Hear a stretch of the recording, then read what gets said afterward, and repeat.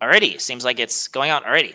Greetings, friends. Juan and Gruski here, and I have a very special guest for you today. So this is a bit of a new thing I'm doing. Well, I've done this for a while, but I'm kind of getting back into my roots of interviewing people, doing politics, kind of doing things, diversifying from my purely Russo-Ukrainian war footage, and commentary. But I have a very special guest today, and I have with me today Walt Bismarck. And if you know him, if you were back during the Great Meme War of 2015, 2016, you might have known him from his Disney parodies on various spicy, let's say, content.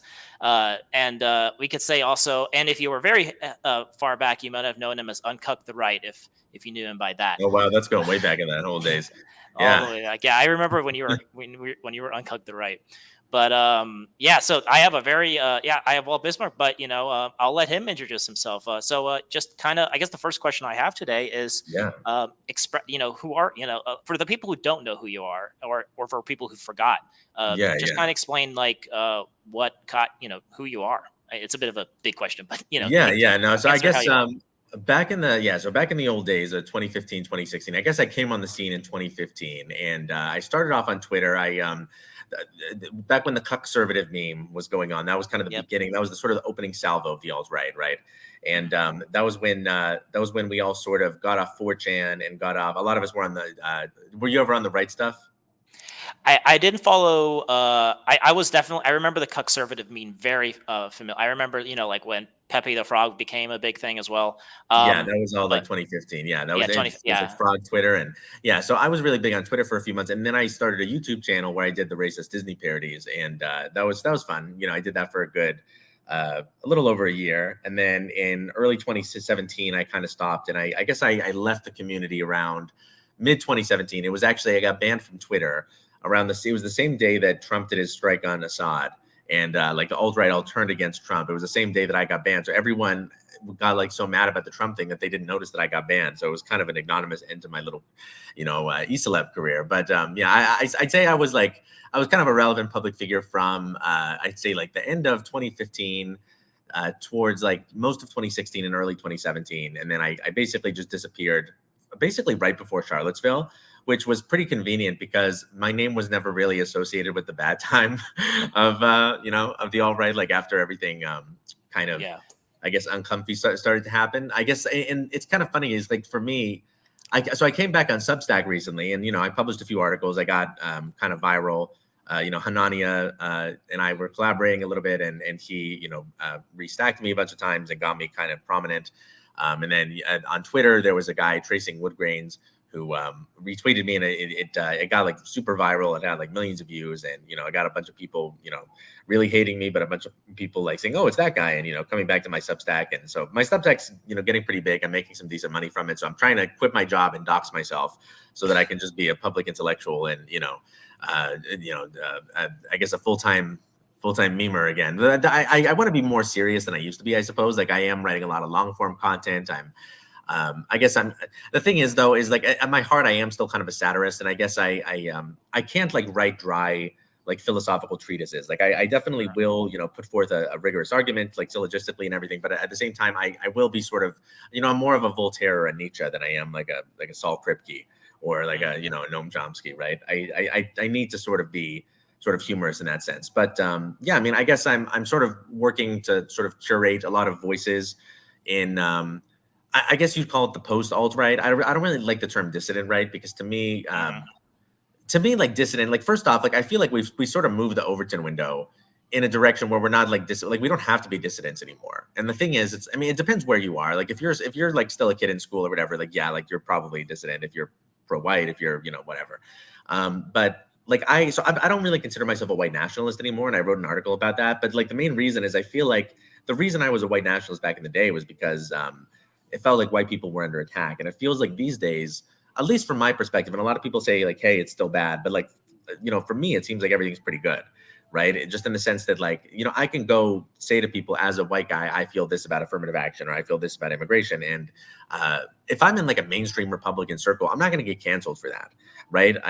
Now, if I were in a college campus, if I were in a, like I can even talk about like HBD and like race and IQ, like kind of at work with my coworkers. And like if you have a high verbal IQ, you can, and if you're like friendly, you can kind of get away with anything. So I don't know, maybe I've just been lucky, or maybe I'm just I've sort of created a little bubble for myself. But I guess it's not as the sort of like hard white nationalist stuff isn't as salient for me anymore. And I guess these days I'm focused. I'm still sort of like broadly like sort of pro-white in the sense that I support what Jared Taylor's doing, I support what Brimelow's doing. I mean, I think that's all great, but that's not really my focus these days. I'm focused on things like gerontocracy. I mean, the fact that like some of these issues are kind of unsexy, but I'm like a 30-year-old man now, so I'm kind of like an old boomer. So I'm thinking about like Social Security. How are we going to pay for that, right? I mean, the TFR is collapsing, and these boomers won't let us like increase the retirement age at all, right? And it's like it's going to go bankrupt, and like my generation, certainly your generation, probably won't be able to collect anything. So it's like how do we save that, right?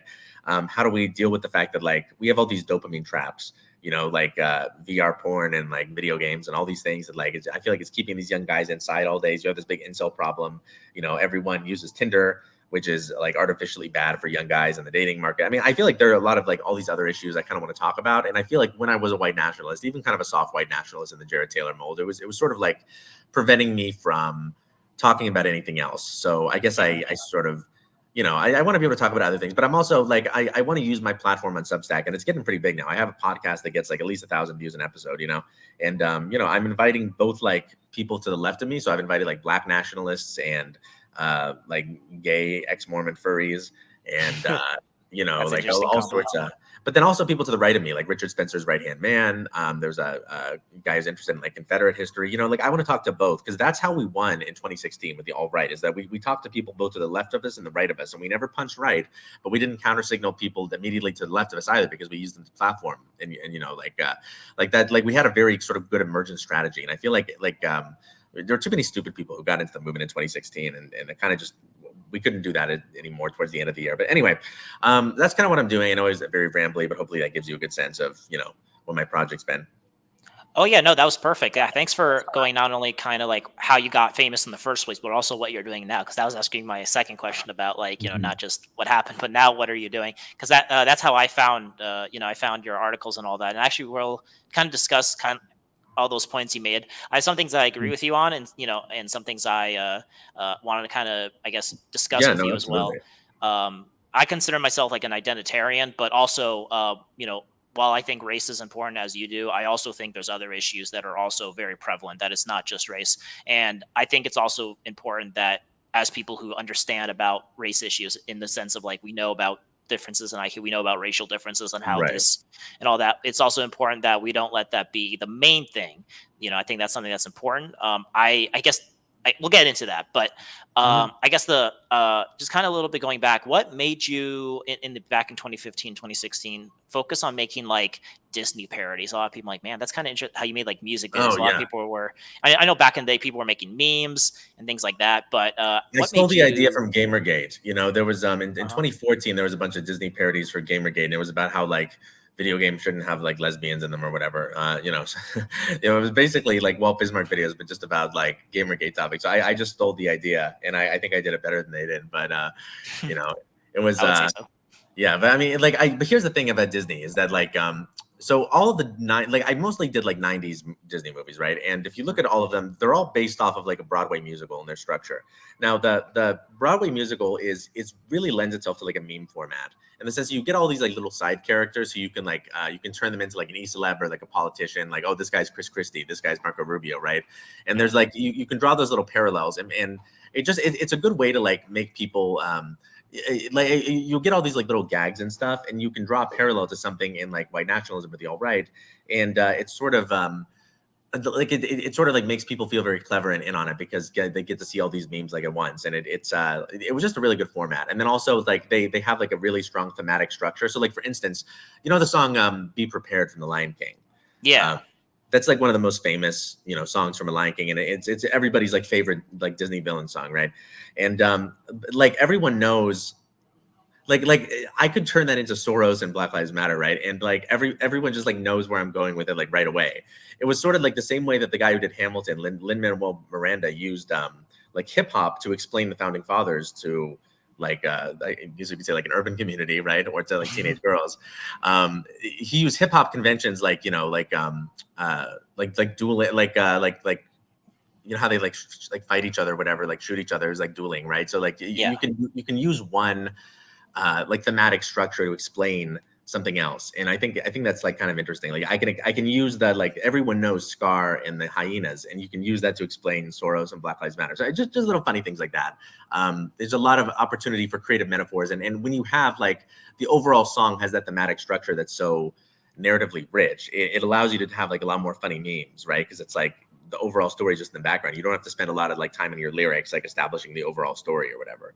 So yeah, it was just a good, and also, I mean, just nostalgia, right? Like most of the people in the alt-right were like my age, like born in the early 90s. So that we all grew up with these kind of movies. And it just like, you know, if you hit somebody, especially if you're doing something far right, you know, you got to sort of code for innocent or like happy-go-lucky or childish in a way, because it can't be too scary.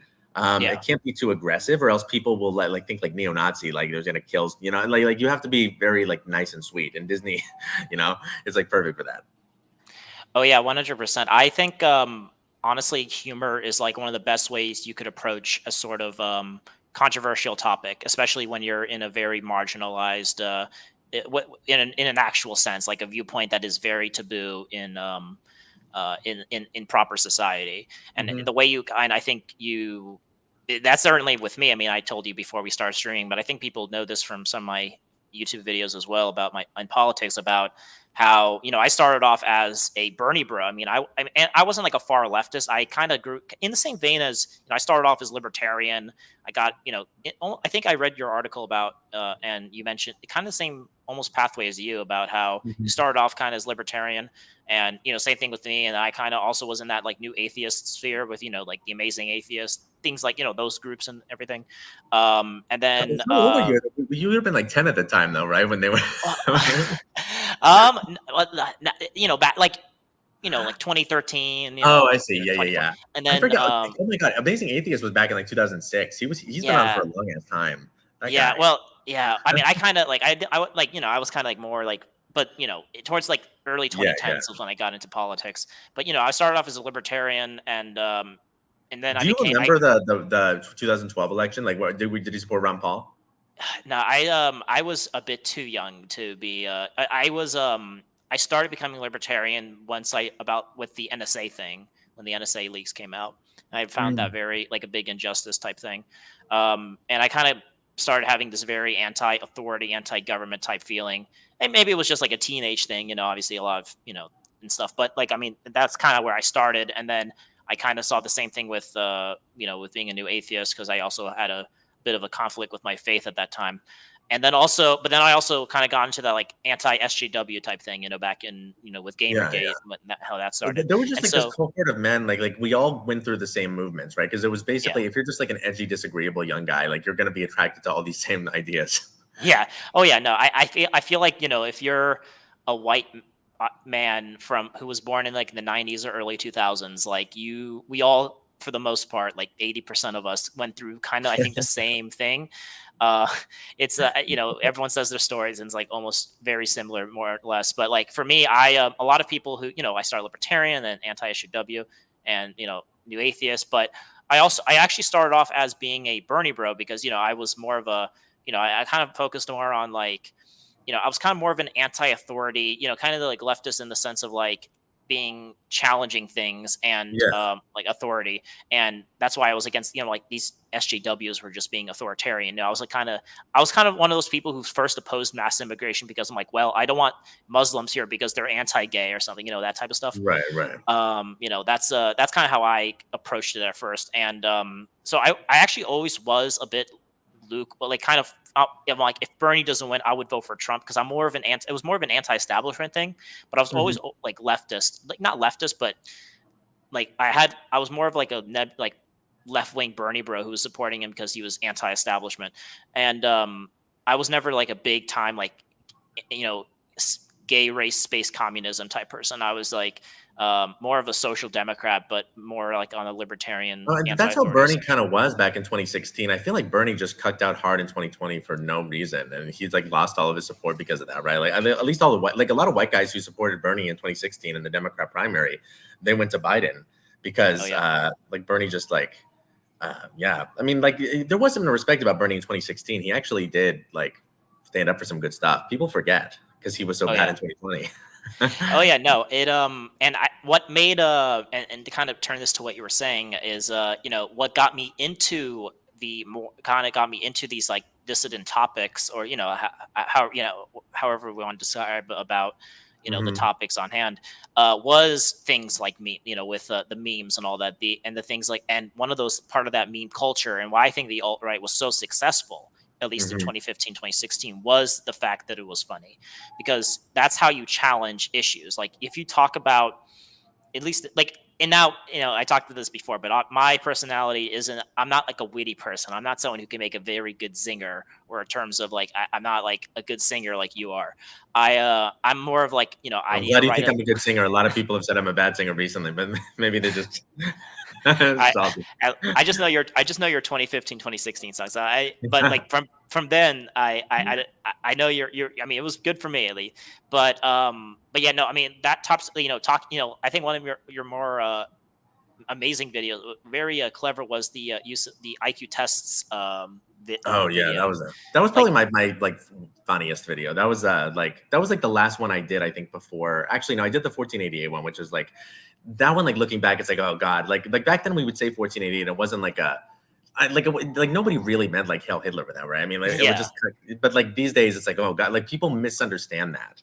You know what I yeah, mean? And it's kind of annoying because you know what I hate is that like when you make memes, they just grow stale really fast. yeah, I still think my videos are funny, but it just like the humor of memes, it doesn't age well, which is annoying. But like a lot of the stuff I did, like I'll still like enjoy it, but it's like people would just like Zoomers born in like 2004 or something, they would look at that and go, what?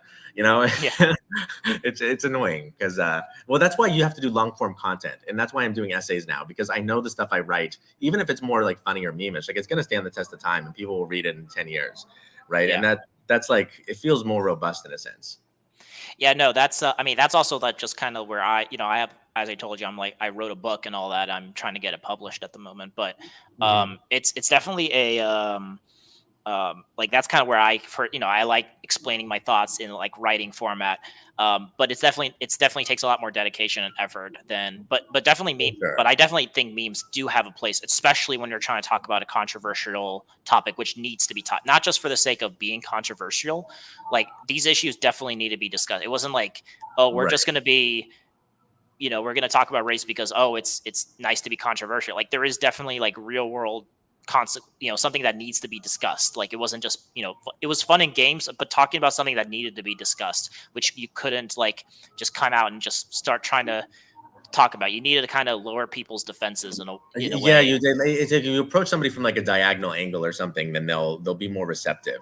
Yeah. And that's definitely what I found, and that's what I'm even doing now. And that's what, are you familiar with what Hanania does at all on Substack? Oh yeah, I follow Richard Hunt. Yeah. Yeah. So I mean, like he's very good at like sort of triangulating an issue and coming at it from a weird angle where people can't really attack him. So it's like, I like to do things like like I frame issues in a way where like nobody can really be that mad at me, right? Mm. Because it's like I'm like sort of like pissing off both sides in a funny way, and like everybody sees how clever it is. So like, for instance, I wrote an article, the pro-white case for reparations, Mm. right?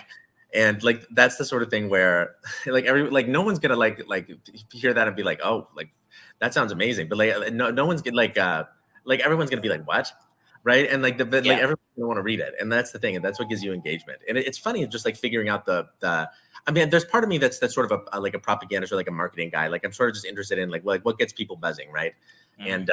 And just seeing like what drives engagement. Like, what I find is that whenever you write about like women or dating or sex or anything, like it just gets so much more. Like sex sells is what they say, right? And it's really true. And like I did an article that was like dating advice for young guys, and I got like $2,000. Like I made $2,000 off it, and it's just like I see why Andrew Tate does what he does, because it's like that's what gives you power, is if you like just teach young men how to get laid or how to get money or whatever. I mean, Yeah. and there's an extent to which I used to like remember back in the day, like I used to like hate Roosh or Mike Cernovich. I was like, oh, these guys are grifters. They're just, but it's like, you know what? Like we have this huge incel problem, these days in the West, and I sort of want to help young guys like self-actualize and get a wife and get a family and like get a good job, make money, Exactly. and it's like that's sort of just really important, especially because Yeah. I don't know how you feel, but I feel like Gen X, they really mentored the millennials. Like, I mean, like I thought they weren't the best mentors at the time. I thought they were kind of aloof, but I feel like millennials have done a lot worse by Gen Z than, you know, Gen X. They're like, I feel like millennials haven't tried to like mentor you guys at all, and you guys were kind of like on your own. But how do you feel about that? Like, well, I have a bit of a unique situation because like my dad was a boomer, but my mom was like more of like a millennial. So it was like, but yeah, it was interesting. So I kind of had like different, like I guess parenting. So I guess I have a bit of a unique situation. I can't really say in terms of like someone who just got brought up by two millennials, but I definitely think that there's a, um, I think there's definitely been a like a more of a different. I don't know how to describe it, but I do definitely think there's been more of like a parenting that like is less involved and more of like it was kind of like they want to be not as much parents as possible. Yeah, I As definitely see that. millennials. I get the sense too with Zoomers that it's very like I feel like with millennials they were more clustered together, whereas with Zoomers like the best Zoomers are incredibly capable, but then like the vast majority of Zoomers just like can't wipe their ass. You know what I mean? I, I feel like it's like a highly like exponential, highly like leveraged, like, you know, because I'll meet a lot of guys like you who it's like the fact that you already wrote a book at your age, it's like Jesus. But like when I was your age, I was doing all the Walt Bismarck stuff, but I never could have like sat down to write a book. I just would not have had the fucking attention span, right? But it's like I could now, but like that's not something I could have done when I was young. But I do feel like a lot of Zoomers like grow up really fast, like the ones who do, but then the other ones like just stay kids for like all of their life or something. It's like I don't know. And Yeah, I feel like no, with Gen Alpha, it's going to be even worse. oh, yeah, no. I've seen that a lot. I've seen, I see there's this like, there's like this one thing I think that personifies this is this like idea that they want to continue on with their like acting as a kid until they're like well into their like late 20s, even Oh God. beyond that. And like, I mean, we see this with like just the idea, like there's a meme about like there was this one study like, your brain is not fully formed until you're 25. So like now a Oh, lot I of people are fucking saying hate that that. like, yeah, so a That's so lot of people are not, stupid. yeah, no, it's your brain, yeah, yeah, I mean, yeah, it's very dumb, but it's like Well, it's they'll people, call you like a pedophile if you're like a 30-year-old. So like I'm dating a girl who's 23 right now, and everyone yeah, like all these rad femmes on Substack yeah, came after me, and it's like that's like normal. yeah, yeah, no, no, you're no. What's odd is that they're like, if they're very infam like they're for like, these like, Exactly. mutilating like kids who are there when they're like 12 years old for like with puberty blockers, but like, when it comes to like, oh, you're like two adults, you're like 30 and like she's 23, oh, that's pedophile, it's like they have this like difference in like. But what's also really weird is like if you're an 18-year-old woman who wants to do an OnlyFans, oh, that's girl power, Oh, of all course, yeah. around.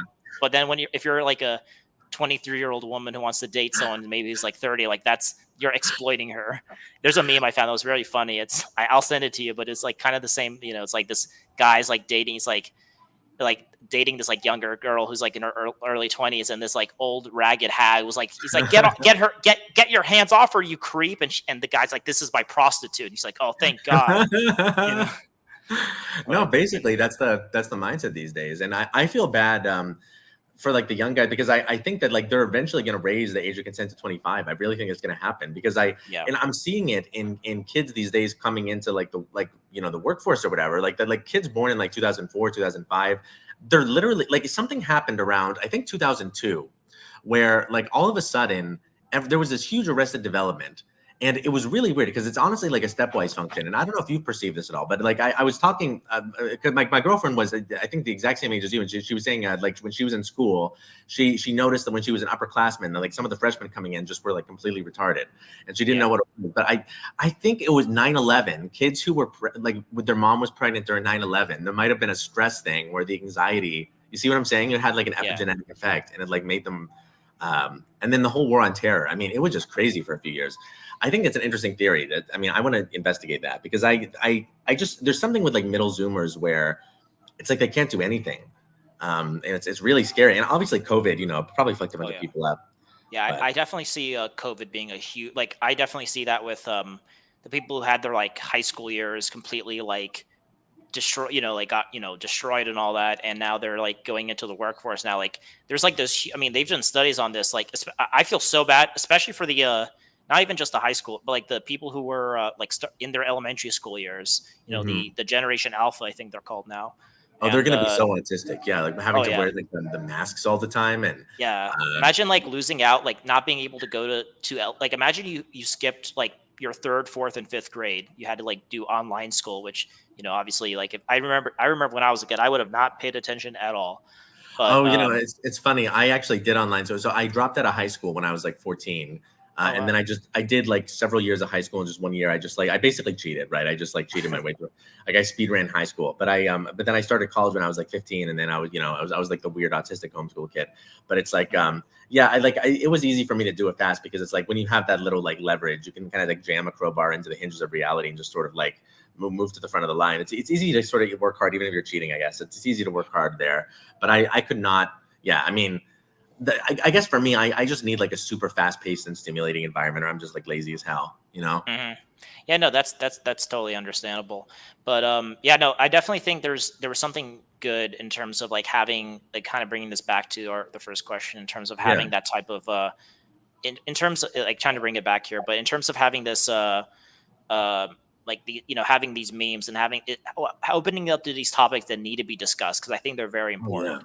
And I think you did a really awesome job. That you were like one of the key. I mean, you weren't the only one, but there was like, what you kind of, I guess, I I won't, think my since memes were, I will say, since everybody else is kind of like, I don't know where Merakiu is these days, and I don't know where any of the other song people. So I do think my songs were the cleverest, because I feel like a lot of the other song parodists, they would just like replace the word you with Jew.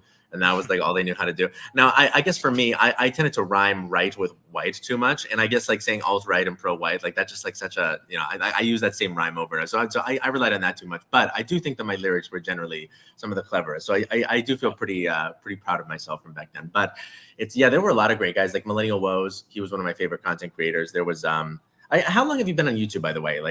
Have you made your current account? Like was this back in the old Oh, days? so my YouTube's kind of gone through a lot of like kind of different changes, but like my YouTube channel started in like 2014, I think.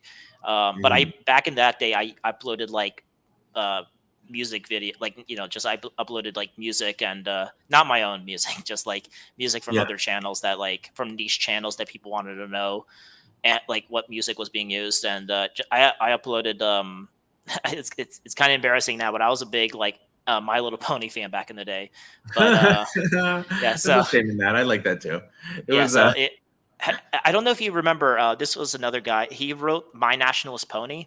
He wrote like a book yeah, on I that. If you sort remember of that. remember that. If you Yeah. remember that, that was but I don't know if you remember that. But yeah, but it's but yeah, I was a big MLP guy back in the day.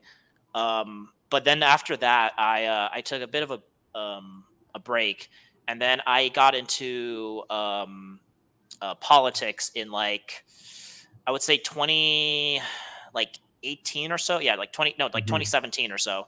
I got into politics. Well, I mean, I was following politics for a while, but I rebranded my channel as a political channel. And then I did politics up until about 2021, Were 2020. you involved with the Groiper stuff or with Oh Fuentes? yeah, yeah. I mean, I didn't go into any of the like attend any of those colleges, like when they tried to disrupt that, but I definitely was like, I was following all that around and all that. I made a few videos on that, actually, if I remember Gotcha. correctly. Yeah. But yeah, I'll have no, to think of that it. Yeah. I wanted like know like so what do you think of, and you don't have to say anything too controversial or whatever, but I'm just curious, how do you think of like Fuentes? Because I sort of feel like what happened after Charlottesville was like, Spencer was the leader and it kind of just shifted to Fuentes right away. He was like 18 at the time, right? I mean, it was I feel like he was super young. I feel like I don't know. I feel like almost like the millennials never really got a chance to lead the alt right, and it went like it was almost like the millennials all just like disappeared after Charlottesville, and it went right from like Gen X to Zoomers, and I feel like that like it sort of defined the character of the dissident right over the past few years uh, in a sense. one thing I will say is that one thing that made the Groypers so successful and became like the symbol, I think, this is my opinion, is that they also used humor, in terms Right. in the same way as the alt right did. I think the reason why they became the face is because, like, I mean, I don't know if you were following it at the time, but like when they were going up and um, you know, you know, breaking into these, like, these discussions with all these like milk toast conservatives, if you remember that term. The Yeah. Well, but these days Charlie Kirk is basically a soft white nationalist. Are they kind of Yeah, like basically. Yeah, yeah. They kind of converted him, but like, back in the day, that was kind of the whole thing, was to like kind of talk to these people with these controversial issues. It's like, and just kind of like, but say it in like a witty way. And the way Fuentes, I don't watch him like a lot. I know who he is, obviously, but yeah. I watch him enough to know that the way he just, he gives his content is very much like very funny, very like humorous in a way. And I think that's like the key in terms of like there should be like a good goal. I think in terms of like movements, there needs to be people who like write put the like what we need to like fight for in terms of like and what do we need to discuss and actually put that into writing, as you mentioned. But in order to push these issues that are very salient, that are actually like in terms of race and and things like that, like you need to push that into the mainstream, you need to be fun. You need to be funny about it, and I think that's why the Groypers were successful. I think that's why they kind of took the mantle. While as for people like Richard Spencer, they were kind of like I don't think. I mean, I don't think he's not.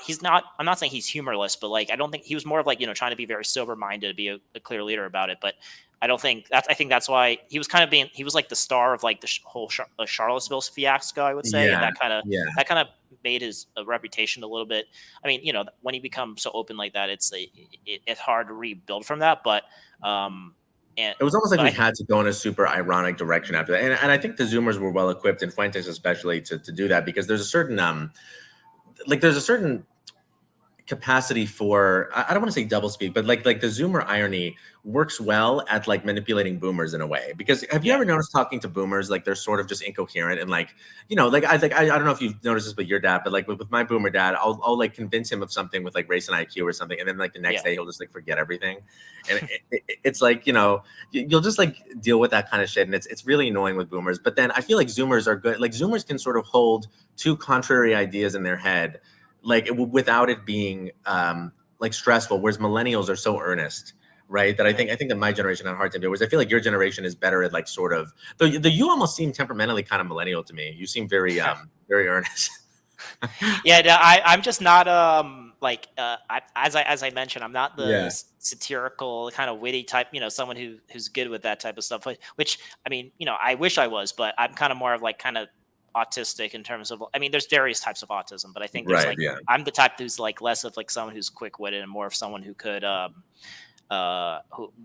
be autistically attached to a topic and who's able to write a book that just straight for 3 years straight, or who's able to make like the following a war like for some a war for years, just and following all the news updates every day. I'm just kind of that type of person. Hey, but speaking of that, who's winning right now? Is Russia going to win? So that's a big so obviously it depends on what you want by winning. So obviously each side has their definitions of winning, and it's a bit of a cop out saying, well, it depends on your definition of winning. But it's right now it's a war of it. So let me see, how do I frame this? So yeah, in terms of this war, the way you would if you want to know like, hey, who's going to win, it's going to be Russia. Now it's going to be, because this is now a war of attrition right now. Each side are trying to figure out, with these new technologies that are, this is the first kind of great power conflict. And, obviously, Ukraine is obviously smaller than Russia, but obviously it's backed up by the whole collective NATO West. So it's definitely this, it is a kind of one of the biggest great power conflicts in like decades. So we haven't really had the technology has been growing for decades, is now actually being used, and this kind of presents a lot of that, created this attritional space in the kind of like World War One. If you actually watch World War One and compare it to how this works, it's like very eerily similar to what's going on. Well, yeah, because like World War One, like you hadn't had a major war since like the like Franco-Prussian War, the Civil War, right? So it was almost like it was like 50 years of just like nothing, and then all of a sudden, like because you had all that like naval technology, but I mean, it's very similar. It's interesting. Yeah, and basically, and just by the very nature that it's attritional, the side who could withstand that attrition will win, and that's going to be Russia. And a lot of people say that, well, actually, Ukraine's inflicting more damage on Russia, but I mean, that's not true. In this attritional war, the people who are it's this static positional conflict where whoever is shooting the most drones on the others, whoever's shooting the most artillery shells. And when you look at like the battlefield, where Russia, even by Ukraine's own admission, is shooting like for 10 shells on the Ukrainians for every 1 shell they shoot at the Russians. They're like 3 times more numerous with drones. They have air dominance in terms of in the tactical like field. They're able to like actually bomb the Ukrainians with airstrikes, while the Ukrainians can't do that. So let me ask, are you a Russian nationalist? I'm an American. I can't really be a Russian nationalist, like, are you? I definitely think that so first, I'm actually like half like my ethnicity is like half Russian. So I am kind of like a bit of like, and I kind of grew up with a like my mom was from the Soviet Union, so I do have like kind of that Russian background. I actually speak Russian a little bit, but so I have that kind of like a little bit of a tie. I've never been to Russia, but I do have a bit of a like cultural tie, even though I was born and raised in America. But besides that, the main reason is because I think it's I don't think Russia's this like, a lot of people I think take it a bit too far. It's like, oh, Russia's the the civilization like guardian of white culture and European civilization, and I don't think Russia's like that, but I do think that America in its current form is a force for like America needs to be taken down a notch in terms of expelling this kind of one term that's being used along is like the globalist American empire. Yeah. And I think America being the uncontested superpower in the world allows it to spread this like disease. I think one of the most, and I write about this in my book, is that, a lot of people have different names for it. Some people used to call it cultural Marxism. Right now it's called woke. People, back in the day, there's a lot of like terms for it, but it's this like, this this disease, like this nihilistic globalist this anti-human ideology, as I call it. It's this like trying to destroy what makes people unique and different, trying to mold us all into this, trying to make this into this unidentifiable mass of humanity that the elites could control, like interchangeable worker units, and that they just want us to be some like global, they want to get rid of anything that makes us unique and different, and in what makes life, gives us life and all that, things that, like gender and race and our culture, our religion, our traditions. And they want to mold us all into this kind of just this, unidentifiable mass of humanity that they could just control. And they want to basically, and it's this, and America is kind of trying to push this, whether they know it or not, this kind of like this nihilistic anti-human ideology on everyone. It's like, one example, for example, they're like when they go all around the world, they're trying to push these values. It's bad enough that it's within our own countries, but they're trying to push this on every other country. So, and I think even if China and Russia are not, obviously these stalwarts of like traditionalism or nationalism, I think there needs to be, especially since they're not. You there? I think I might have lost you.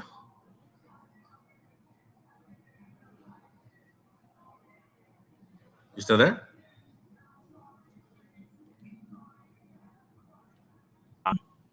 Sorry, hey, I think I lost you. Could you repeat the same like 15 seconds? Oh yeah, sorry. Do you hear me okay right now? Yeah, I can hear you now. Yeah. Perfect. Oh sweet. Yeah. Just basically just like have America needs to be, I think, contested and kind of have this like, hey, you cannot just continuously spread your anti-human ideology on everyone else. Like, in terms of like, you can, you could do whatever you want within your own borders. And obviously I disagree with what's happening there as well. But I think there needs to be some competition. And I think America, and by extension NATO, being beaten in Ukraine is something that will humble the the globalist, because I love America, but I don't like the people who control America. So I can see the argument of like, if America loses a war, it could sort of revitalize us in a sense and make us less sort of degenerate and less decadent. I can see the argument for that. But something I would submit to you is, like you're still a young guy. I thought a lot like you, when I was I sound like an arrogant, like old man, like, oh, when I was your age, but like there is like a genuine, like weird thing, like as you move along in the world and as you sort of just like, you sort of just kind of support policies that are like, like kind of like Nikki Haley's voter. I guess there's a sense in which I kind of want to maintain the petrodollar just to maintain my standard of living, right? And to maintain that, like, and a lot of people like hate me for this. Like, I'm very sort of like pro dollar, dollars reserve currency. A lot of people are like, hey, I mean, like it's bad for us if we can just print unlimited money, because it encourages like, degenerate, like excessive government spending or whatever. But like, I guess I just view I guess I sort of am kind of an imperialist, and I view like having a lot of state capacity is a good thing, and like being able to export inflation to the rest of the world I view as a good thing. And to the extent that the American empire is strong, and to the extent that we can enforce the petrodollar, that is just like a huge increase to our standard of living, and it allows us to consume a lot more than like Germany or the Netherlands or Denmark, like other wealthy European countries. Like we're richer than them because we're the reserve currency of the world. So like to me that's just very valuable, and I don't necessarily want to give up the American empire because of that. Now I do agree with you, there is a lot of like dissolution morally, but what I would submit is that like a lot of that is less permanent than geopolitics, right? I think that and again, I don't want to sound like an old man lecturing you, but like there is an extent to which like as you age, you'll just, and I'm sure you've already noticed this compared to being a teenager, right? Like you just realize the world changes more than you thought it would.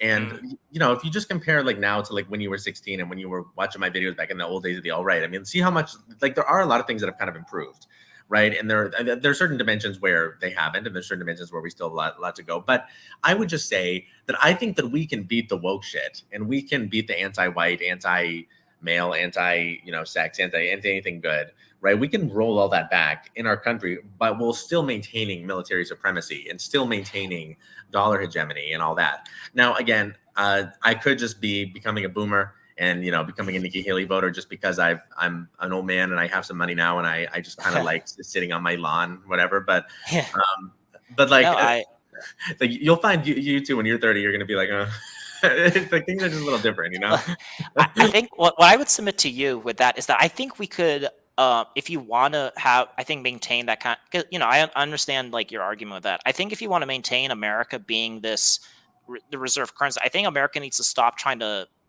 enforce its will on other people. I think we were stronger when we could continue.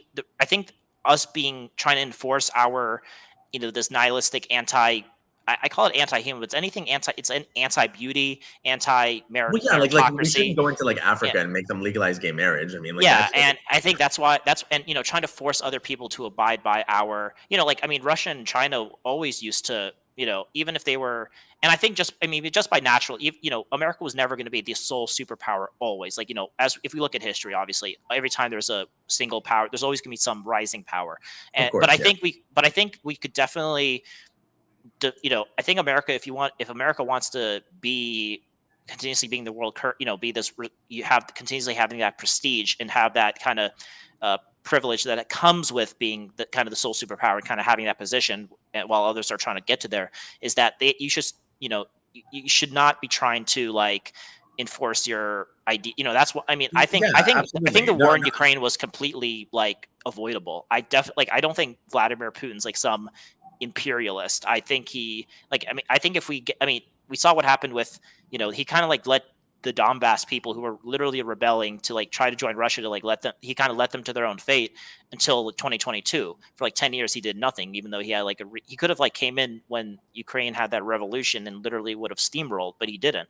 He's very temperamental, and I think if we literally just said, we just won't have Ukraine in NATO, which I think, that's the give and take in foreign policy. You can't always have what you want, but I think, in terms of foreign policy security, Ukraine not being in NATO was a very big issue for Russia. I agree. For us. It's not a priority, right? But I think they also didn't they also discover like oil or natural gas off the shores of Ukraine like just last year or a few years ago or whatever.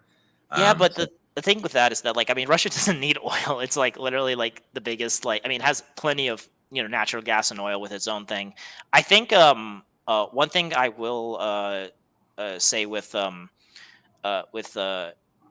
way I see it is that we could definitely I think there's we don't need to be in conflict with these nations. I think there's definitely a world where we could be working together and where all nations could thrive. But I think that if we want to, our very nature for some reason opposes the idea of us working with countries that might have a different opinion, who might, if we were trying to snuff out like the countries that might have a different outlook than liberal democracy. And I think if we give up the ideological crusade and kind of approach them more with what we're thinking, like, hey, we're just here to make money and like just be to be strong about, we're going to be, and I think I kind of, this can be a bit boomerish in my part, but I do kind of, let me steal the, shining city on the hill from Reagan here. I do think that America is a very unique country. I think this is one of the most greatest places on earth. And I think that there's so much potential here. We could have and that's why I think I'm angry. I think that's why a lot of young people are angry, is because there's so much potential in America. I think we could do so much stuff, and just to see how like lethargic, like what's the right word, like just like being very like slow and molasses and gay about it, and just like. So I think you should, I think we need to draw a distinction between two different types of aggressive foreign policy. So you have the neoconservative one, which is very go die for Israel, which, go spread democracy, right? Yeah. That's not what I really like. I don't want like butt sex in Botswana or whatever, right? Like screw that. But then there's the Jacksonian foreign policy, which is like, we're going to like come in and take your shit. Right.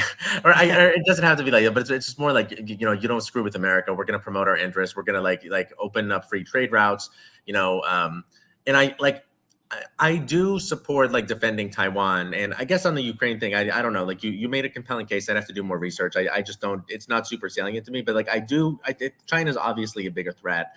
And I guess for me, I do want America to maintain military preeminence in terms of like the Asian shipping routes, purely because of, again, the petrodollar. I want us to remain the reserve currency of the world, just in terms of like the amount of purchasing power we have. People really underestimate how much we would lose. I mean, just the fact that we can, run massive budget deficits without it causing hyperinflation. Like that's not something every country in the world can do. This whole thing we're doing with Social Security and Medicare and like this massive this would not be possible if it weren't for us juicing the global economy. And I don't think Americans would be able to absorb the loss of standard of living, because the reason we work so hard, we work so many more hours than Europeans, is because we have a higher standard of living. We can just buy more shit. If we lose the ability to do that, I think there would be riots in this country. I think Americans just need their stuff on some level. So, I mean, I don't know. That's what I would submit.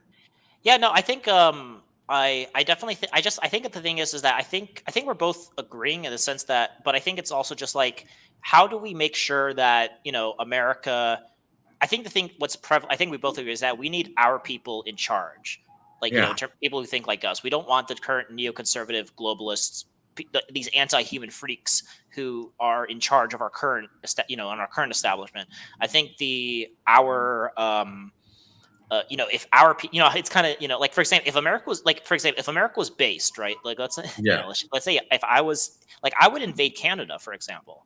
Like, I mean, I think there's like really, like, I mean, I kind of like, I sometimes think like, America would be cool if we annexed like Canada, if we, if we took like northern Mexico back in the day. Like, sometimes I look at America basically covering most of the North American continent. And I'm like, man, it looks very good. You ever play Victoria 2 or Victoria 3? I play Hearts of Iron usually. Hearts of Iron, okay. Yeah. But it's like, I'm not against like like America being, and I think obviously, like, I think if we put less focus, and I think also us pushing these pushing this this like anti-human ideology, this liberal ideology on this woke stuff all over the world is actually harming our ability to maintain the, as you mentioned, us being the reserve currency, especially now. Like, for example, I think a lot of people who are anti-Russian for Republicans is because they still have this Cold War mentality. I cannot tell you how many people think like the reason why the Russians invade Ukraine is because they want to install communism. Like, this is, a lot of people are so uninformed about like what's happening. And then a lot of people with the Democrats, they literally think Trump was elected because of Russia. So they have like they think Russia is literally like a bunch of white supremacists who are just like, that's the reason why America, the whole reason why the alt-right happened was because of Russian trolls or whatever.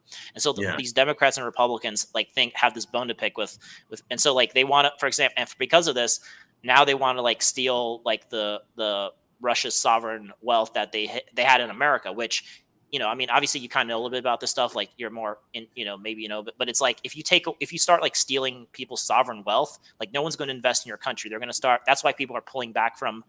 That's why I actually read that China is starting to like wanting to stop using U.S. because they're like, oh, well, if there is a war with Taiwan, now I don't feel safe having, because I didn't know this, but even in World War II, we didn't steal like Nazi Germany's like sovereign wealth. Like, we, that they had in this country. So like, if you want to like maintain that kind of like, hey, we're, invest in our country. And I actually legit do think that if America stopped being gay about it, like, we would defeat China and Russia. China and Russia like have a lot of bad stuff within themselves, and I think if we cleansed ourselves and stop trying to push bunch of woke shit and we start actually just being a good normal country for a change, I think we would beat them, and I think we'd be the shot. If we just stop trying to meddle in other countries, we would be people would be inspired by us and invest in us, and that's how America became great. Is that we did it, and we had the Monroe Doctrine, and I'm a big proponent of that. I think this is our hemisphere, but like we don't have anything to say. If someone wants to be a theocracy, if someone wants to be an authoritarian country, we'll still trade with you. Well, but see, look, the reason the petrodollar exists, the reason we're the reserve currency is partially because like a lot of the Gulf states only sell their oil in dollars, right? And I mean, like I sort of want to be at least over there. I mean, look, ultimately, I was talking to Ryan Falk about this. Do you know him? Yeah, all type, yeah, all type, yeah. So I was telling him I supported backing Ukraine because I supported the reserve currency. And he was like, well, if you want the reserve currency, like all you need to do is just like send the Navy over to the Gulf states and say like shut the fuck up, like you're not selling in rubles or yuan ever, and that'll just like basically secure the petrodollar forever. So theoretically, I mean, if that would work, theoretically, I would say okay, let's just do that. But we need something to maintain the petrodollar at least. Like here's an example. Sorry for cutting you, but like for example, like let's remember we had a big deal when the Saudi Arabian prince allegedly murdered that journalist, and now they were like Biden was like we're gonna put Saudi Arabia back into the dark ages because they killed a journalist. It's like what I would have done. Like I don't care that you killed a journalist. We're still gonna trade with you. We like proselytized. We were like, oh, you're not letting women drive, where you're not doing all that, you're bad. I mean, maybe that's backwards, but like that's why Saudi Arabia is now talking with China and Russia, is because we were trying to proselytize and trying to like push that's obviously on them. I fully agree that's, I mean, but like do you think Trump would have done that? I mean, Trump was a huge fan of MBS, right? I think Trump I mean, I don't think Trump's like that much. I actually don't think like I'm not one of the guys who thinks like if Trump gets elected, everything's going to change. Like, I mean, we obviously knew that from 2016. I think he's different in unique ways, but I don't think like him being elected is like, oh, our hands are clean. That's all. No. So my position is I'm mostly anti-Trump at this point. Like but not because he's like too far right or whatever, but because I just think it's kind of dumb and incoherent and like nothing will get done. But I'm gonna vote for him and I want him to win just so he'll like get out of politics. Because I want something else to happen, and I feel like we just need him out of the, out of the ecosystem. Like I was excited about DeSantis, to be honest, but then he kind of just he's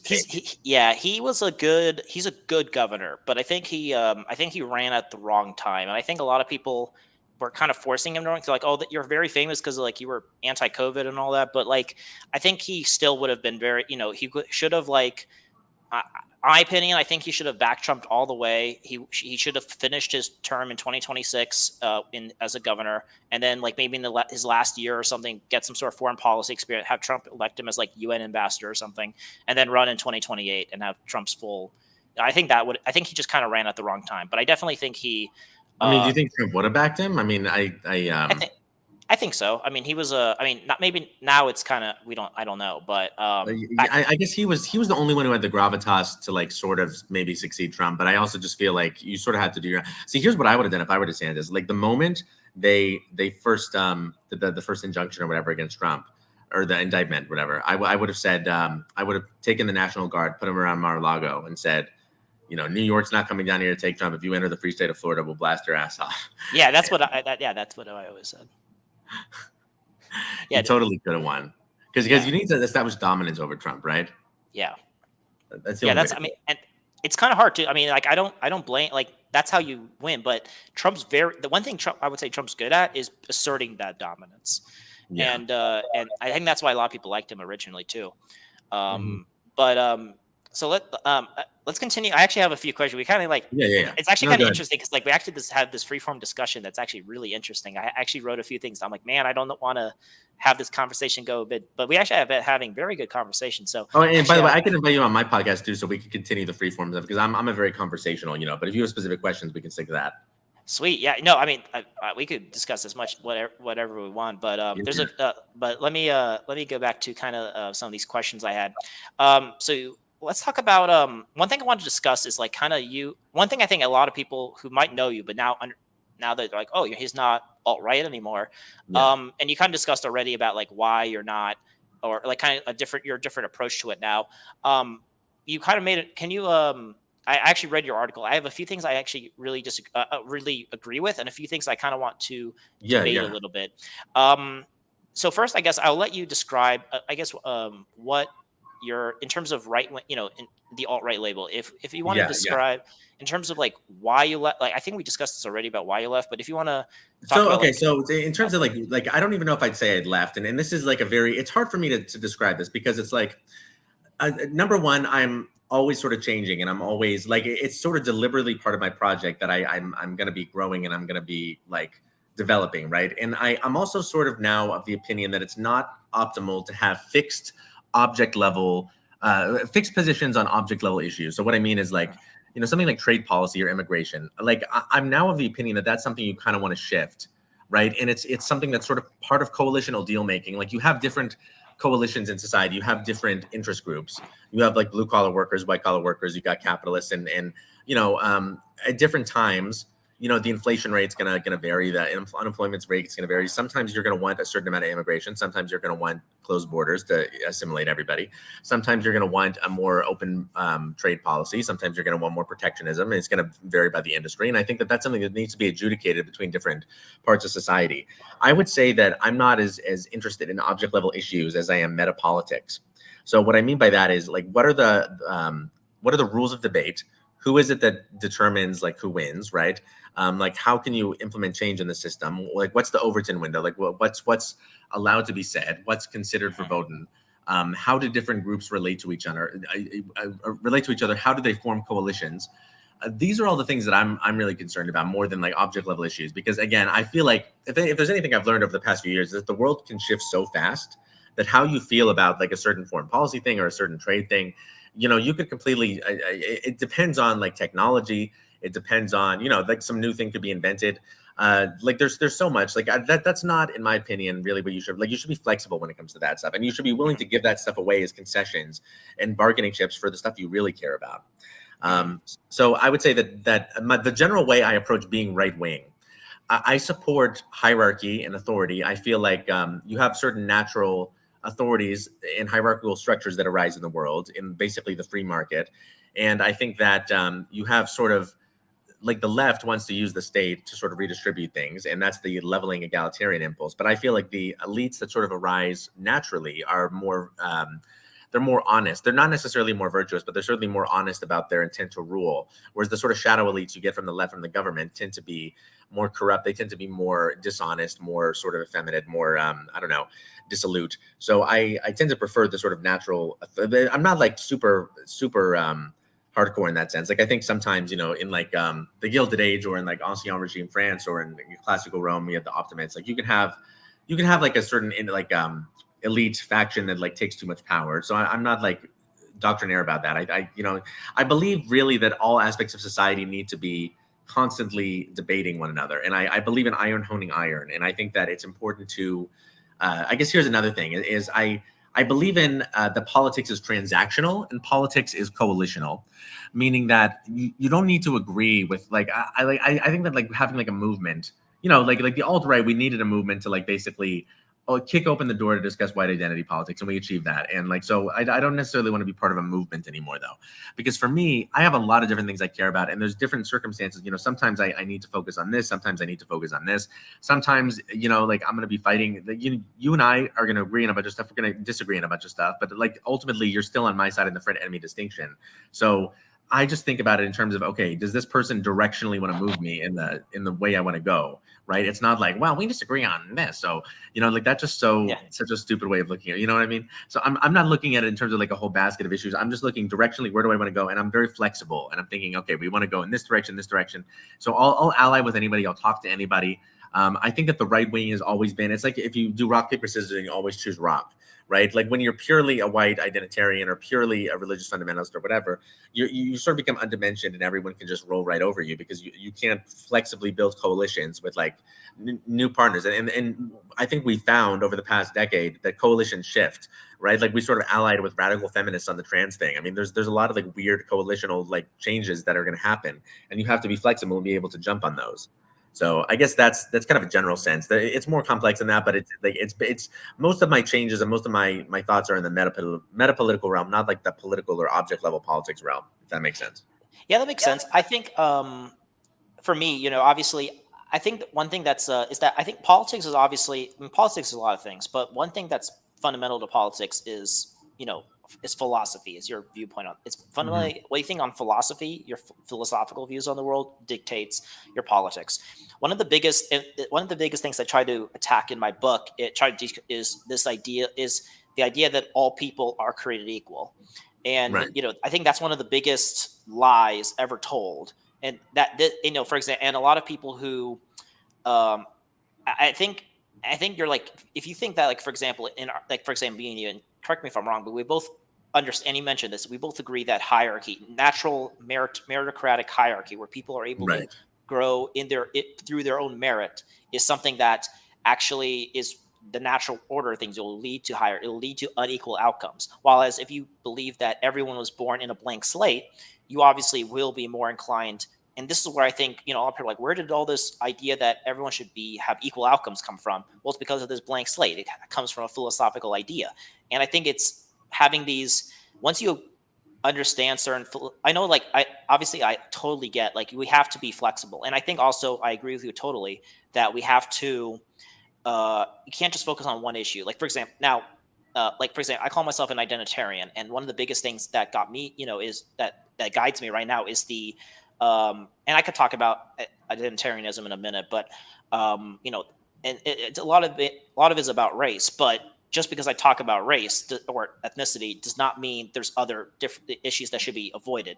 And I read your article, about, definitely about, like, one of the biggest issues that a lot of people don't find sexy is the idea about this unsustainable national debt that we have with funding Social Security, Medicare, which is totally unsustainable because of Yeah. our gynocracy. That's a bit. I mean, that's not a sexy issue.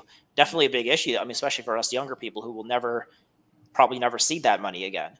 And Especially given how much they take out of your paycheck and FICA and all that stupid, yeah, it's exactly. huge. And so, I mean, definitely, and I definitely think we should not avoid other issues. But I think, uh, I guess now my next question, like, kind of based on that, is how do you have some issues that you're like, hey, like, I understand that, like, for example, I guess that actually would lead to another question I had earlier. So, Mhm. for example, I'm an identitarian, and the way I describe that is it comes with two axioms.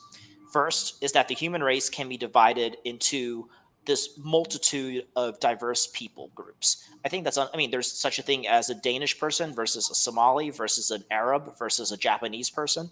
There's ethnicity, but not just that. Culturally, linguistically, religious traditions, customs, all these things create unique people groups. And I think that's enough. I mean, everyone sees that. Everyone knows that. Like, there's such a thing as a Japanese Yeah. person. There's such a thing as a Polish person, an ethnic group. And that's the first axiom. And that's what I think. That's beautiful. I think it's. I think the reason people think that means. I'll talk about why I think people think it's bad, but I think that's beautiful. I think the human race being this wide, diverse amount of groups is beautiful. But the second is that these unique people groups have a right to self-determination and self-actualization in their own nation states. So Denmark belongs to the Danes just as much Well, what about the Japan belongs. Occitans and the Gascons in France? Do they or the Well, I actually discussed this in my book, but okay, okay. it's I mean, the thing is that, like, we could, it's like, well, how, for example, it's like, how, obviously in ethnically, the difference between a Swede and a Dane might not be as different as between a Swede and a Somali, for example. But Mhm. I think that it's kind of like a rainbow. It's like, where's the different? Where can you divide between red and orange? Where, if we could debate those Well, it's distinctions. clinally distributed. It's not discretely Yeah, distributed. yeah. Yeah. It's not. It's there's definitely differences, but it's like kind of they meld into each other. But there's definitely, like, there's difference. But I definitely think that ethnicity is real, and I think that people have and that's just one identity. And I think one thing, is that if you actually don't want to have people identify with their race a lot and kind of identify with other types of collective identities. And I think you and I would agree that, like, people aren't like a single island. Like, people have identity. And now there's a lot, and obviously don't think race is the only one. And I think you're absolutely right that people should try to go for things that are beyond just race. But I definitely think ethnic identity, is an important one. I think if you look at, these demographic shifts in terms of like, white English people used to be 90% in London back in 1970. And now within like one generation, two generations, it's now only like 30% white. In any other situation, that would be, let's be honest what it is. It's ethnic cleansing. That's what it is. And Yeah, I I think, guess. and if that happened to any other ethnic group, we would, Yeah. right. And I actually made this in this video called a left wing case for nationalism. I talk about how left wingers, obviously, no, like they advocate for Kurdish nationalism. A lot of the people who are for like an Irish state were left wing. People who supported like Catalonian nationalism, and there's various, like, there's people understand there's differences in, let's take the Israel Palestine thing right now. Like, obviously people see Palestinians as a unique people group that, and a lot of people like, we want a two-state solution. Well, that all that is that, like, understanding that Jews and Palestinians are two unique different people groups and they have the right to their own states. And that's what it is. And I think and that's where I kind of, and obviously and that's kind of like, I guess, where kind of philosophy, thinking that people have a right to a state for self-determination guides where my politics goes. I feel like Europe and America have to be different on this because Sorry for cutting you off, but I should talk. We're both American, right? So yeah. we both obviously see race in a different way. Than I just think that, and I think there's a unique different when it comes to, obviously I'm not a hard. You kind of distinguish between hard and soft white nationalism. I don't think America's ever going to be a we're going to make a white ethnicity here. That's just unrealistic, and not even needed too. I definitely think that we should at least have discussions on that. And let's take this to America. But I was just talking about, like, in terms of like states that aren't, like, states that kind of became new, that were created not through an organic growth. Like Denmark was Danish even before there was a Danish state, because the peoples of Denmark were there before. But I do think there is, like, in the 19th century. I mean, maybe you said you read about this in your book, but like the whole like nation building thing, like, we shouldn't underestimate the extent to which like Bavarians and Prussians were like very different people, right? I mean, they still are, right? But even like, the Tuscan language was imposed on all of Italy. I mean, there was like a Neapolitan language that was its own thing. There were a lot of people in Europe who were regionalists and who would push back against nationalism very aggressively, who felt kind of the same way about their little Gascon or Lombard or whatever culture. And I guess, I feel like to some extent the sort of ethno-nationalist impulse, like at some extent, everyone's just going to have their own little village. Right. And I guess the reason I always liked Richard Spencer and the kind of project that he was advocating was he was a pan-European. And I mean, like, I think that he, I think that the idea of America as being like a sort of pan-European ethno-state as being like sort of a country for all of the different European peoples. And like, originally it was very WASP, but then, you let in the Swedes and the Germans and then the Irish and, then the Italians and everything. And then eventually it kind of just becomes, but I guess my thing is like, I don't know, like, where would you draw the line? I feel like I'm at this point, okay with like Persians and Levantines and, like Richard Hanani is an Arab, right? I mean, like would anyone want to kick him out? He's basically like the one who's been most productive over the past few years. Anna Kachian, I mean, so like for me, like even back in the day though, I was always really supportive of letting in sort of like white adjacent peoples into, even if we had an ethno state. And I guess like, even though I'm not a white nationalist anymore, but I still have some in-group sentiment. And I guess I do think of that in-group sentiment as like being very welcoming to like Middle Easterners or Castizos or, whatever. And I'm also like more philo-Semitic than this is such a hard thing to talk about, right? Because like, it's like you either need to be, like, I'm legitimately kind of in the middle, but it's like the sort of thing where if you're in the middle, you'll just have both sides hate you, and like you'll I understand. No, in terms of that question, I'm with you. I'm like very much like I don't know if this is too much for YouTube, but it's okay, yeah, we can back off it. But no, it's definitely, no, I'm definitely with you, and like kind of like, I'm not like a complete, like, I guess we could discuss, but it's like I'm definitely like in this kind of like middle zone with that type of stuff. But in terms of or if you had more stuff to say, but I could answer some of the things you were go. So like let's talk about America in terms of race. Here's my position. I think obviously right now we're we're letting in too many, like, well, let's talk about race. Besides, like, let's take this to a metapolitical instead of like talk about immigration, which I think we both, even for people who think immigration's good, I think we've let too many people in these last few years. I think everyone agrees with that. But let's talk about race though. In terms of, here's all I'm asking, that what I want our people in power to understand is that race, that again, this kind of, is that race is real, and that this will lead to unequal outcomes. And let's not discriminate against people. Let people fall where they may. Let people have all the opportunities to do what they need to do. So, and let the dominoes fall where they may. And I would love that, but most white people aren't going to be okay with that. What do you like?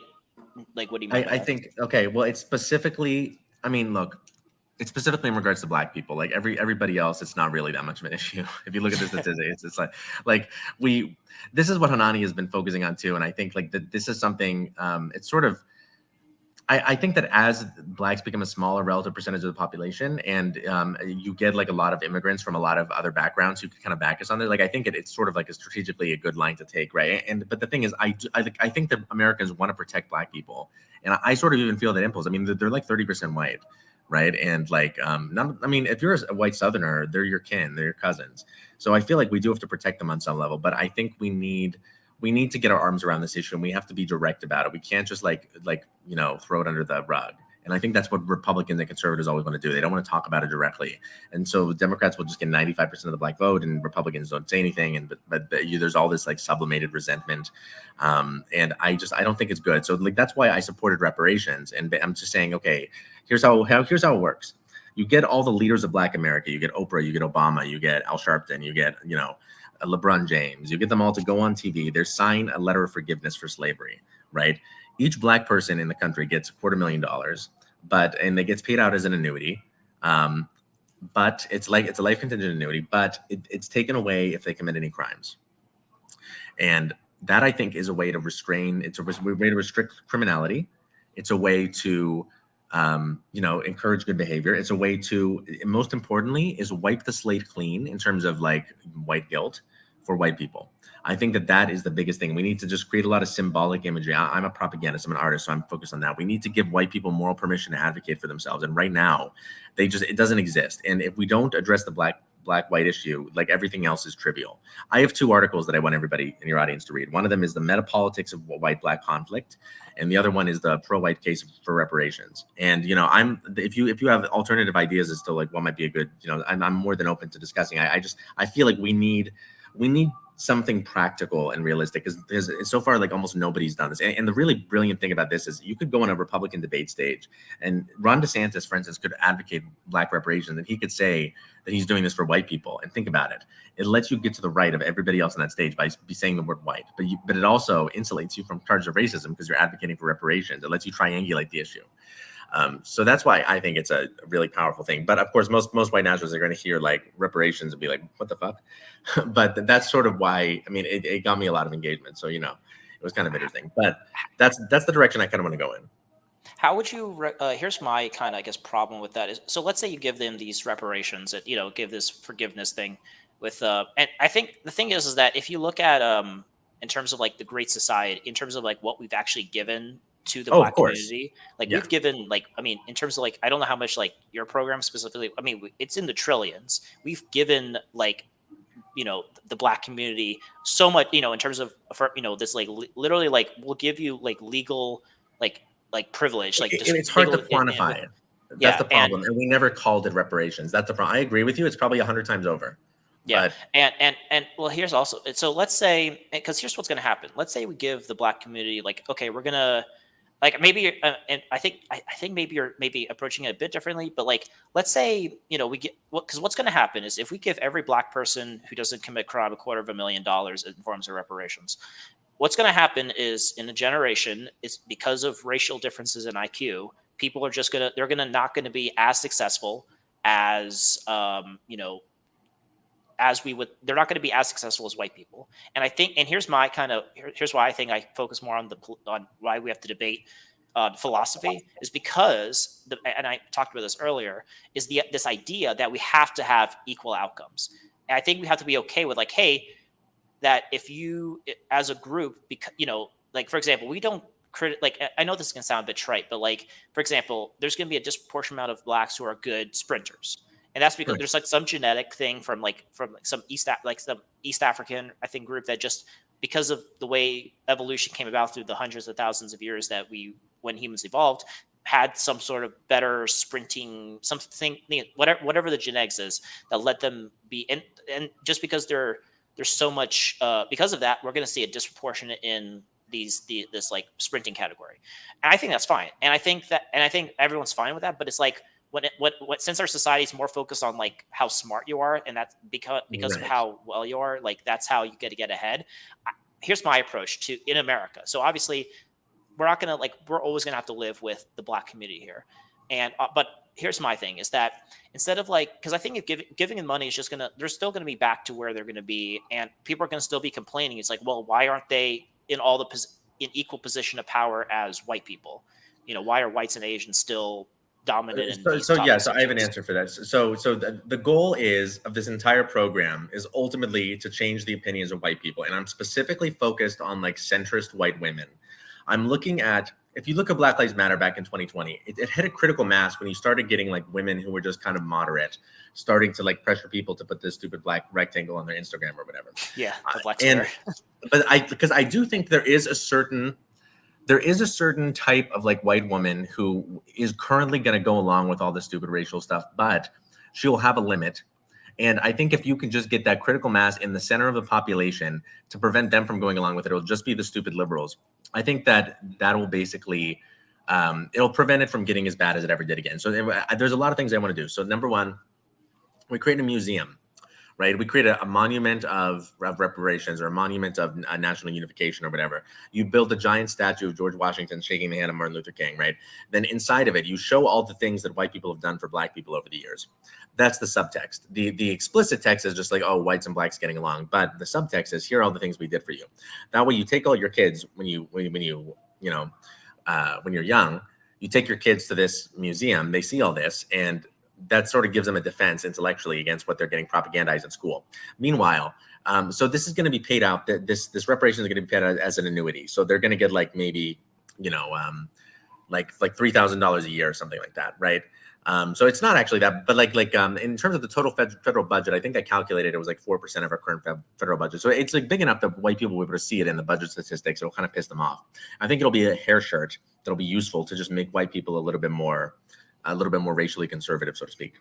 Mm-hmm. So you have that, you have all these little things on the margins that are meant to make white people advocate for themselves in a little bit more. And I'm thinking like a propagandist, right? I'm thinking like, how is it you just kind of annoy white people and make it so they don't fall into those liberal modes of thinking anymore? And the thing about philosophy is it's great with smart people.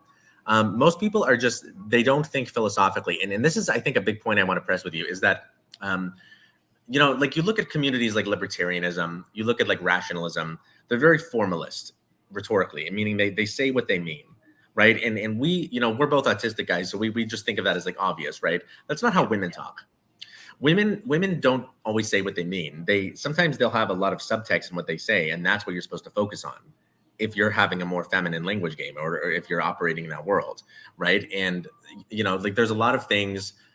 Women hate libertarianism and they hate like rationalism and they hate a lot of those ideologies or like incel adjacent, like the PUA stuff, like anything that sort of describes human behavior in a very reductive, formalist way. Women hate that. It has a certain stink to them.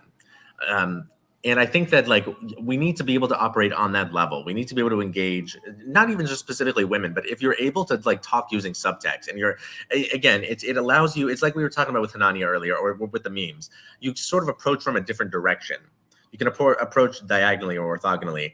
You can hit someone where they're a little discombobulated and they're not going to be able to respond to you in the same way because you're hitting them from a novel angle. And they'll have to consider, they won't have pre-built in prejudices or pre-built in defenses. They're going to have to assess it on its own merits. So I think that's why it's important to be novel, and it's important to have that kind of experimentation. You see what I'm saying? Yeah. I think one thing I would also say though is that these, let's say for example, one of the biggest, kind of taking your point. So obviously, I was talking about philosophy, which is kind of dry and everything, mm-hmm. But let's talk about how that let's say goes into someone's mind. So this idea that I was attacking earlier about like we have to go after the core issue of why people about like all people are being created equal. If everyone, and that's a big thing in America. So if we're talking about an American context, it's in terms of that. If you're like the centrist, suburban college educated white woman, or just actually most people in America kind of internalize this, that we're all equal. And in terms of like, I think the law, obviously there's the way the founders intend, like, I hate to sound like a boomer here, but obviously the founders like didn't intend it for it to mean what it means now. But like, for example, I actually read Richard Hanana's book on like the origins of woke, and he kind of talked about the civil rights law and all that. Mm-hmm. And he talks about disparate impact and talk about like, well, actually, this is why corporations are doing all this woke stuff, is because they're forced to by law.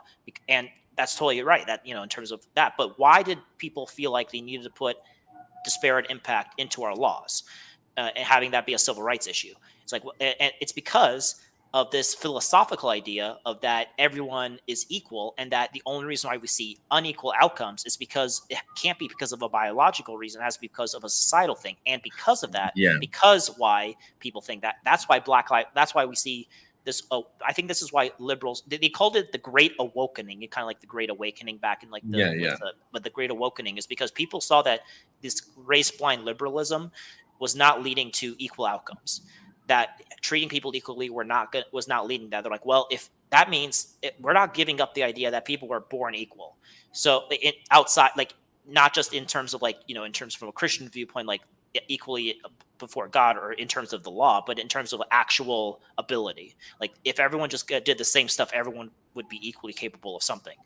But it's because people didn't give that up, because they still saw unequal outcomes in the Black community. They're like, we need to take the radical, kind of the more hard left approach in terms of, reparations. We need to these policies in terms of explicitly giving Blacks preferential treatment, and going way towards that, going away from that. And I think it's like you have to deconstruct people's philosophical lenses in terms of how they approach life. And so I think taking it from like your point, like we need to like give to these, like you were talking about, we have to approach these like moderate, and not even just women, just like the average Joe and Jane, someone who doesn't think about, who's centrist, maybe is a little bit left wing, I think first we need to focus on right, but like in terms of just like the mass of people. Sorry for rambling, but in terms of like focusing on the normie, you could say, like you need to make them change their lenses, their philosophical lenses.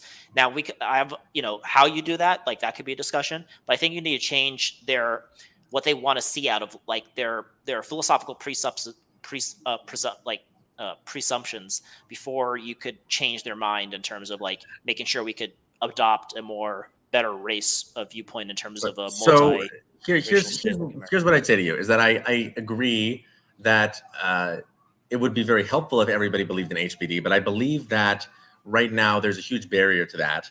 Well, there's several barriers to that. Like I think that it's going to be basically impossible with liberals, and this is something I've only discovered very recently, because liberals legitimately believe that, and they're sort of right in a way, that the content of your character varies with your IQ in a meaningful way, and that's why liberals love to gloat about being smarter than conservatives.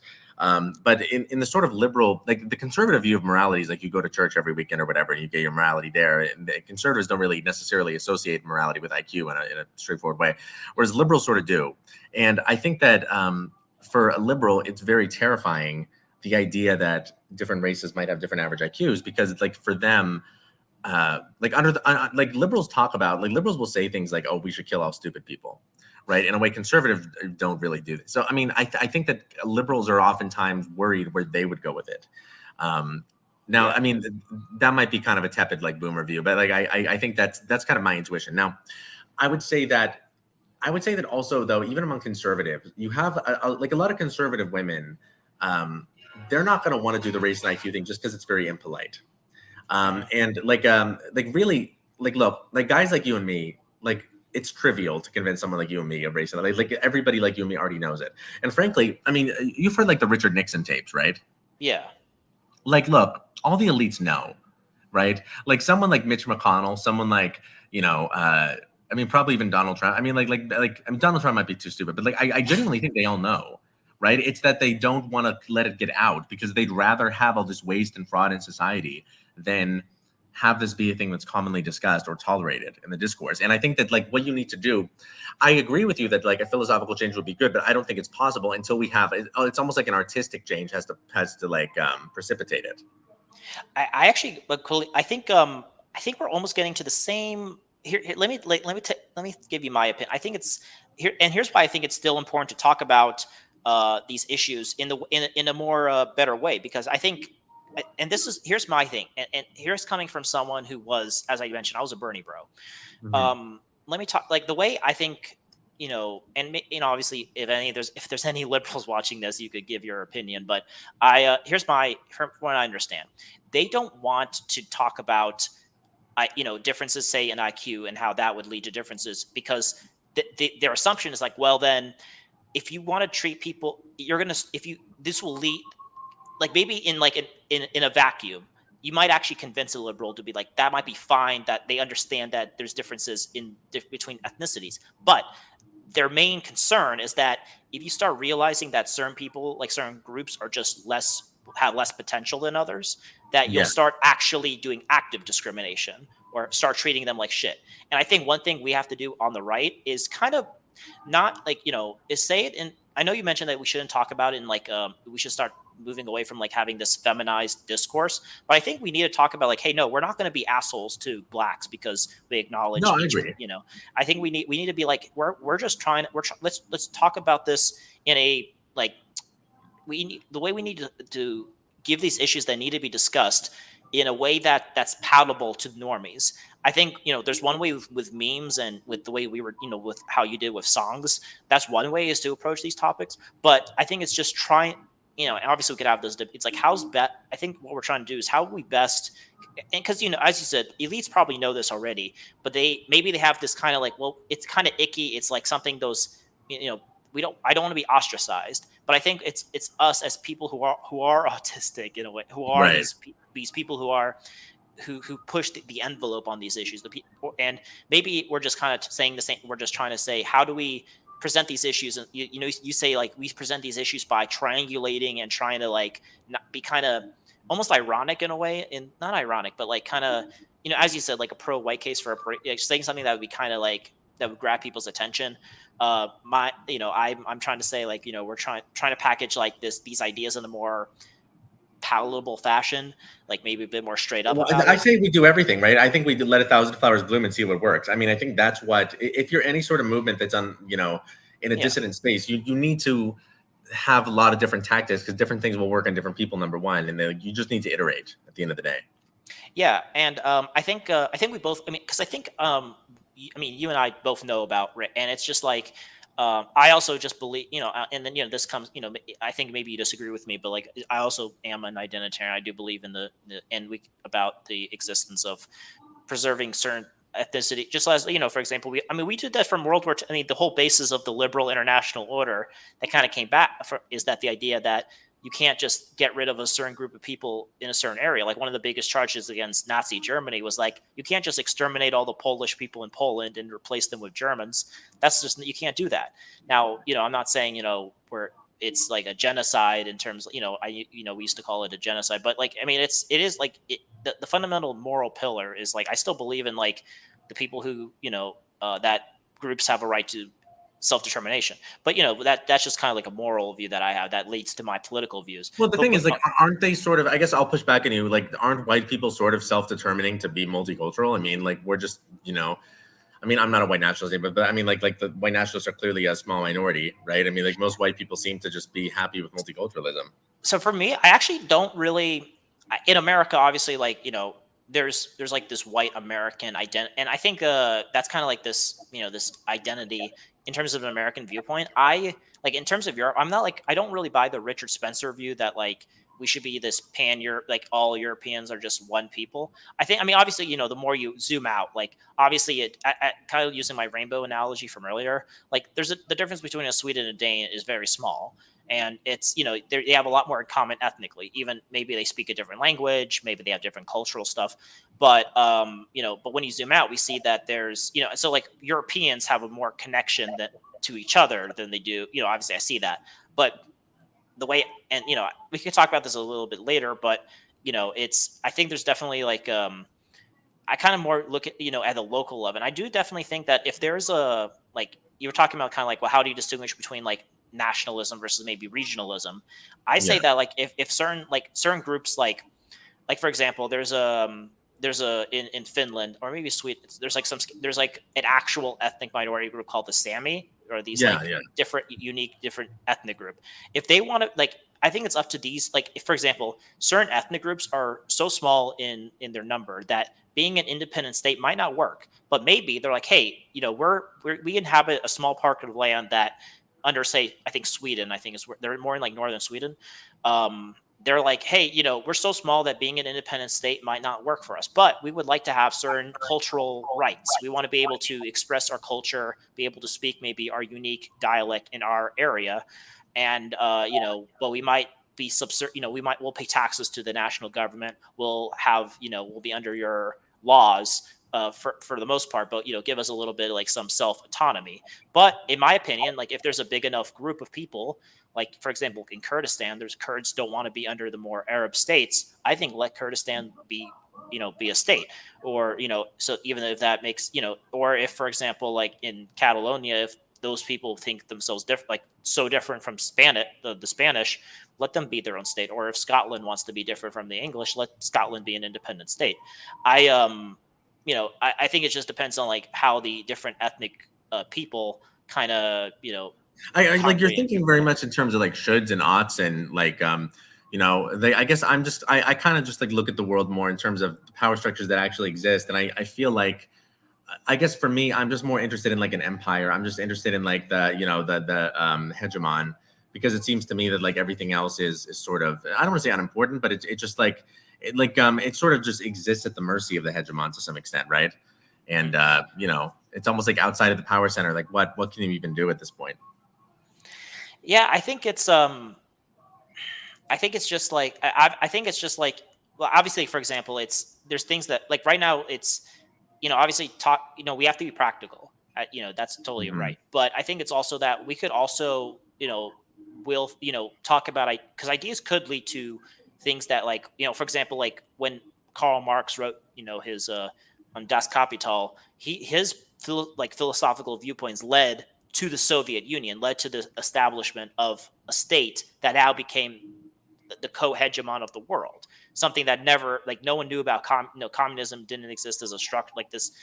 He had these theories about work, labor, and all that led to something that actually became a practical, state in, it took a century, but it happened. And I don't think we should discount, at least, like, how theory could become like something practical. But I also agree with you that we shouldn't be too much into like kind of the rosy, like in terms of like we just focus on theory. We should also focus on like what's happening like now in terms of, you talk a lot about coalition building, things like, we should definitely do that. I don't think we should be too much out in the sky, but I think we should not be too much on the ground too. I think we should Well, have yeah, a mixture you of need both. both simultaneously, right? Like you need an aspirational vision to give people a sense of trajectory, so you know where you're going, right? Otherwise, you're just kind of like chaotic and you're just kind of like ambling around without any purpose. But on the other hand, like like that's just LARPing if you if you don't have anything structurally, yeah, like fast to the Yeah. ground.